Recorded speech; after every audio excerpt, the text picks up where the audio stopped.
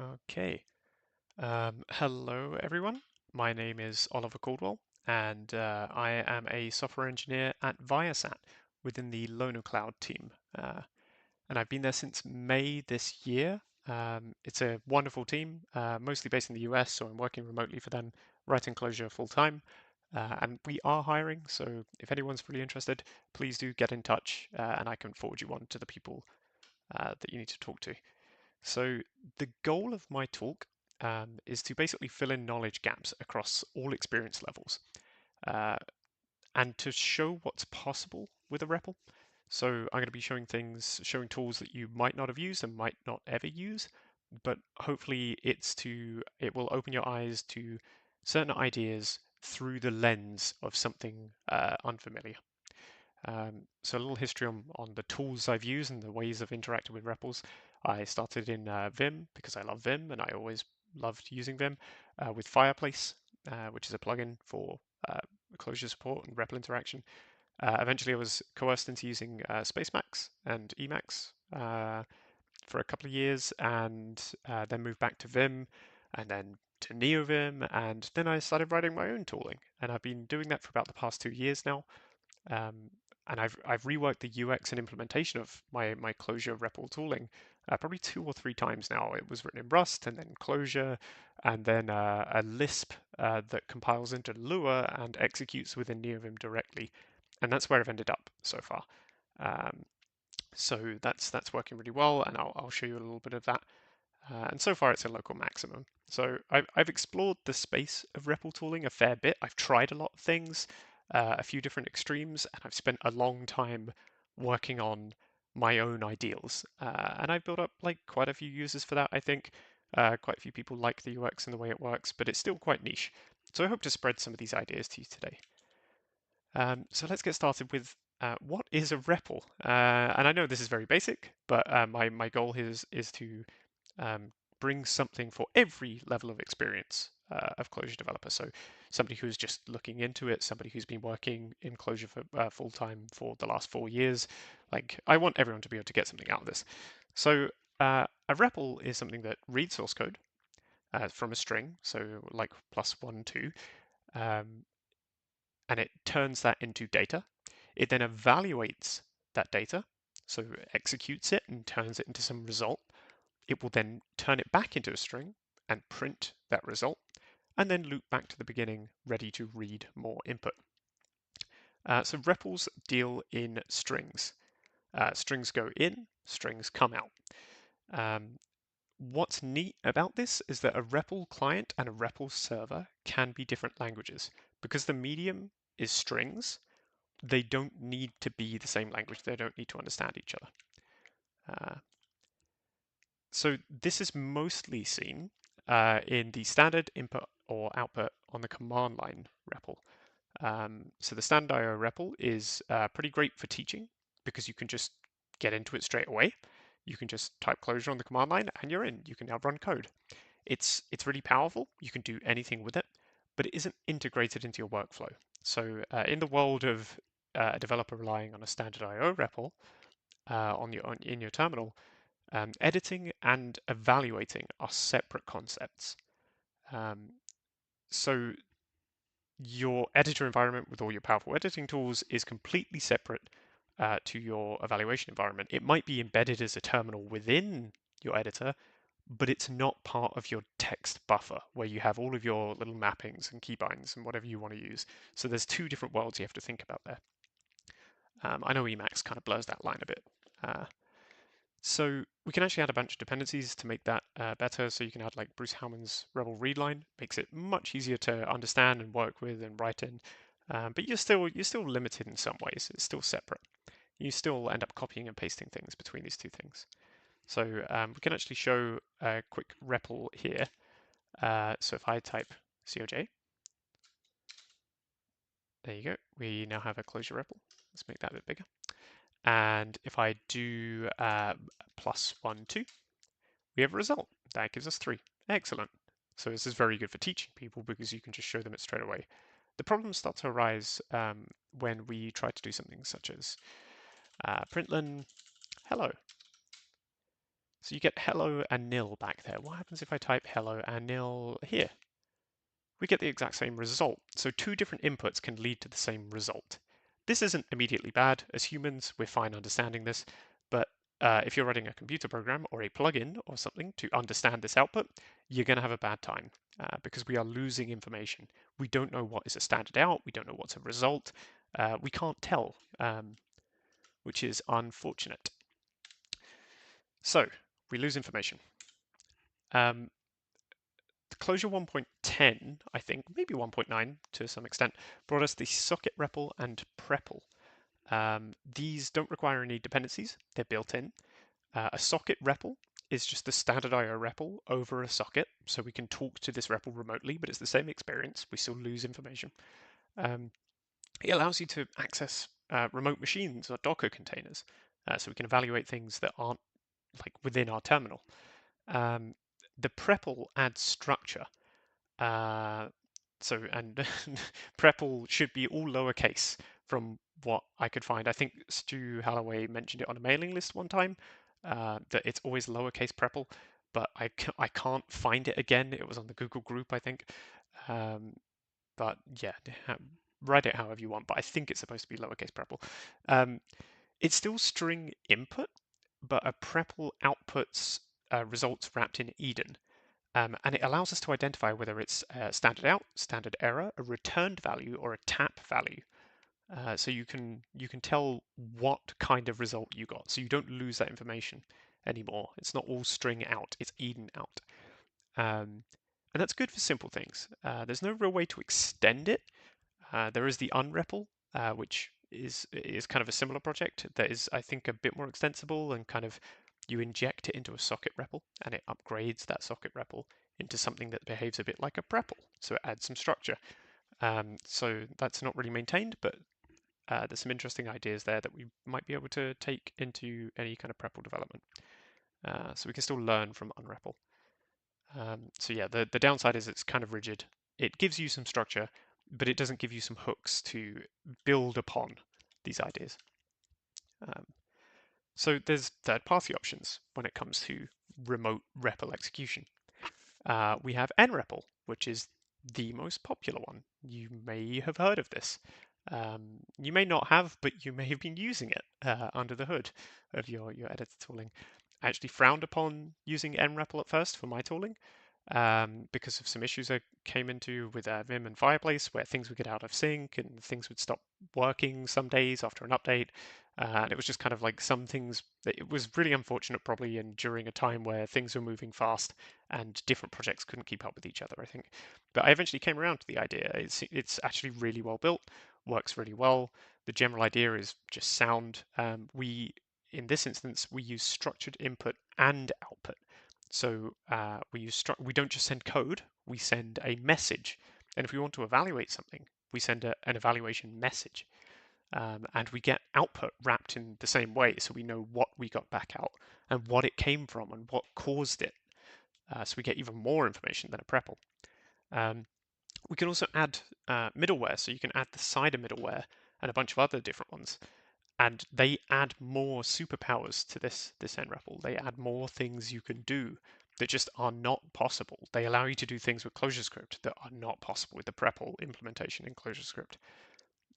Emacs and CIDR rely on this, but they don't expose too much. It's kind of hidden away, which is good because you don't want to be worrying about these things under the hood. And they work over Ben code by default, or B encode, which I think was written for a torrent client originally.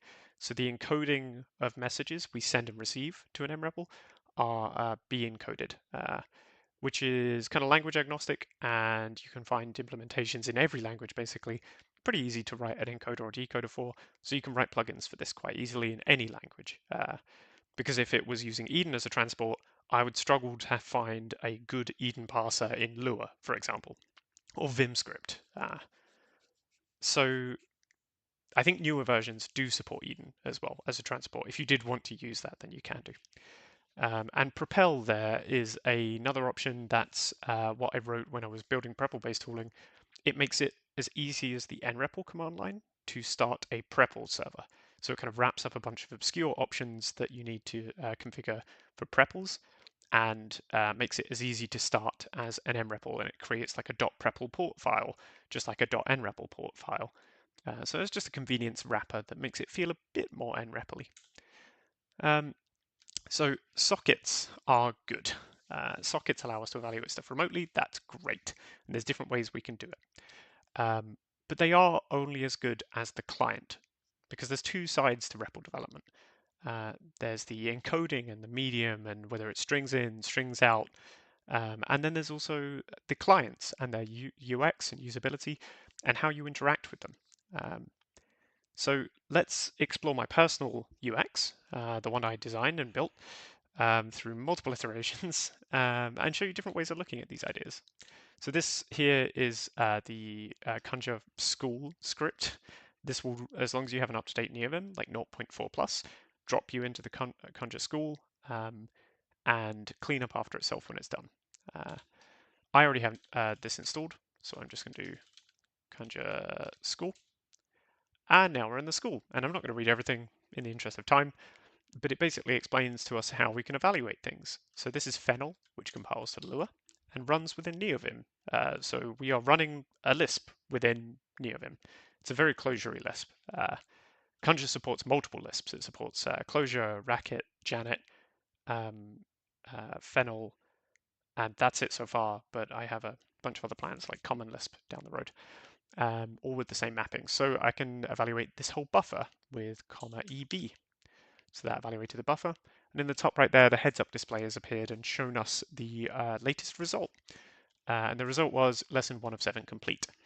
And then we get told about the log, and we can open this log. So that HUD was a little view into the log buffer. I can do "LV" and open the log buffer in a vertical split, which is an editable buffer. I can put more things in here and evaluate, and then the results appear down here. And this will auto scroll if you've got your cursor on the last line, just like a terminal. I can go into this form here and I can do "EE." I'm going to zip through this. So I've evaluated this form here and it printed out more. So we're moved on to the next step. It's explaining how we can evaluate the root form, which is this form. So from anywhere within here, we can evaluate the root form. So the outermost parentheses. So "ER" evaluated the root. And then we move on to the next step. And you can see the log is proceeding here. We're getting through the lessons. I can open a tab if I want to, or open a horizontal split if I need to. So there's a few different ways to open splits there. So the other thing we can do is paste the results of evaluation. So my evaluations are stored in my clipboard. So I can actually paste, and the previous evaluation was stored in a register automatically for me, and you can configure what register that goes to. The next one I can show is eval and replace form. So "E!" It evaluated this form and replaced it with its result. So you can see we've done 3 out of 7 and then 4 out of 7. So we're slowly making our way through. This is talking about marks. So Vim has a concept of marks.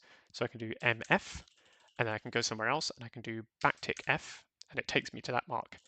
What Clojure allows me to do is "EMF" that evaluated the mark F. So that moved my cursor to this form, ran the evaluation, and moved back without ever updating the screen. This will work cross-file if you use an uppercase mark as well, because uppercase marks are cross-file in Vim. So you can do "M"F, go to another part of your project, and still be able to evaluate that form with "M" or "EM"F. There's a lot of mappings here, so it's all going to be very confusing, but the general idea is that you can evaluate things at a distance, which is very useful sometimes. We can also evaluate a word under the cursor, "EW, and you can see in the top right there, this is the contents of school.lesson5 message. Yes, it is indeed. And we can do general like visual selections as well, which is very useful. I can do a motion, I can do "EIW. That did similar to "EW. I evaluated in the word, but I did it through a motion. And the same here. Evaluate a form by specifying parentheses. And that's all the school has to show. So you can go through this at your own pace and get a feel for some of the messages and read my help a bit more. And speaking of help, we can also evaluate this little thing here, which evaluates the vim help command for Clojure. And it drops us into Conjure's help text. And then you can scroll through here and have a read of all the mappings and configuration, and everything's documented. So hopefully that will be fairly insightful. Okay, let's keep moving. I hope that was a good little taste and you're interested to find out more. Yeah, feel free to go and check out the school, give me some feedback on that. I have a Discord for Conjure as well. Anyone that loves Lisps and Vim, you're more than welcome. I'm trying to join all of our Lispy worlds together through Conjure as a conduit or a bridge. So anyone that is interested in that area, please swing by. Um, so REPLs are language agnostic. Like that was Fennel I was showing you there. Um, but Clojure has some specific magic because all languages are different. Even if we can evaluate them, everyone has different strengths. Clojure has a particularly powerful REPL experience, and that's all thanks to the community, really. So we have like change namespace refreshing with tools namespace refresh. We have completions via complement in Clojure and ClojureScript. So you get full IntelliSense completion from your editor connected to your browser through ClojureScript. And that's fantastic. It works amazingly. In REPL 0.8 and above, we get completions and symbol information lookup without any middleware. So we require less dependencies. So the base NREPL experience has got far more powerful, which is fantastic. I still need to integrate that, but not much to do there. We get go to definition, which is such a good, powerful feature that normally requires a huge IDE and indexing and searching. We get that off the bat, and it's updated live because we talk to a real running application and say, hey, where is this code found? We get documentation lookup, which we could do as we type. We get function argument hints as you type in most editors. We can view the source of a function without moving the cursor. In Conjure, I can do comma vs, and it will view source. We can run all the tests in a namespace or on an individual form. We get MREPL sessions, which I'll touch on just a second. And we get editor plugins to allow us to jack in. So Vim, there's one for Vim and there's one for Emacs. I think Cider has it built in actually, that allow you to start a REPL from within your editor while you're working on your project. And they are really useful for quickly getting a REPL open and being able to evaluate something within a file on a whim without having to remember to go set up a REPL. So MREPL sessions that I just mentioned. MREPL gives us sessions, and they allow us to have multiple processes running and even multiple languages running. And Cider has its own concept of sessions, but they're completely unrelated. So I don't think it exposes this concept of sessions. I think Conjure exposes them and allows that is a first-class concept, but I don't think Cider does. They're a great tool that is hidden away in most cases. They allow you to hop between different languages. They allow you to perform long-running executions in one session, hop to another session, perform some evaluations, and then see the result of your long-running one at some point, and maybe go back to that session and perform some more evaluations. And you can see the screenshot from Conjure here. You can hop between your sessions, and rather than displaying a UID, which is kind of unfriendly, I've replaced them all with cat and dog breed names. So it's a bit easier to understand what they are and relate to them a bit. So every time you open up a new REPL session with Conjure, every time you connect to a server, you get a new little like connected to Greyhound, connected to Corgi. So that adds a little bit of readability to it, I think. But yeah, they're a really cool feature. Definitely check those out. I don't think they're very well known, but I use them all the time. So namespace refreshing. What is namespace refreshing? I mentioned it on the Clojure superpower slide. It's basically a concept of loading namespaces from disk that have changed since the last time you did this refresh. And it loads them in the right order, so in dependency order. And it integrates with component systems like Stuart Sierra's component. And you can set it up to start and stop your system at the right times. So you've got to make sure that you have a zero argument stop function for your system and a zero argument start function for your system. So something that will say Stuart Sierra component stop and start needs to have a zero argument function to do that. and then you can hook up your editor tooling to those functions in Emacs or Cider or whatever you use, so that when you refresh, it cleanly shuts down the system and then turns it back on when it's done refreshing. So you should configure your editor to be able to do that. Make sure you get this working from day one. If not, I highly recommend you getting your editor working with your system as soon as possible, because it allows you to work within a real running system. I work inside Docker containers, and I edit the files on disk that are mounted into the containers, and then I use refresh to refresh those changed files and restart my system and reload the handlers as and when I change them. Because restarting your REPL is a red flag. Ideally, you want to be reloading from just a file or a buffer. So just evaluating the file is enough to see your changes reflected in your running application. But if that's not enough, if you can't just evaluate a form or a file, you should be ensuring you can do so through refresh tooling. Because restarting your REPL is a last resort, and you should always try to avoid it if you can. It's just wasted time, really. So we can type Clojure into a REPL. We can send it from an editor, but we can also send code from Bash to an existing REPL. So I use this in my blog to send a refresh call into my blog's running process to rebuild the ASCII doc into HTML. And I watch files for changes with a program called entr and send a rebuild call to my REPL whenever I need to. And this could be used in development to trigger or configure things while they're running. So let me just show you quickly a REPL. Let's just start this REPL. I need another REPL. So let's start a socket REPL. Here you go, you got a REPL, and run send code. And here you go, it started a REPL over on my right hand side, connected to it, sent some code to it, and we got the result. And I can do the same with a prepl. So start a prepl and send some code to that.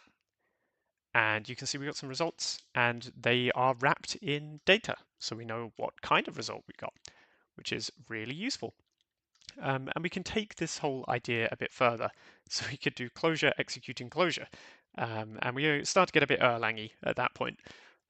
It could be used to offload work elsewhere, so we could send code to another system and have it evaluated and get the results back. Uh, but it would also potentially allow remote code execution. So you'd want to be careful with these ports and where you're exposing them. But this kind of like this sending Clojure idea doesn't need to be program to program. It can also be human to program.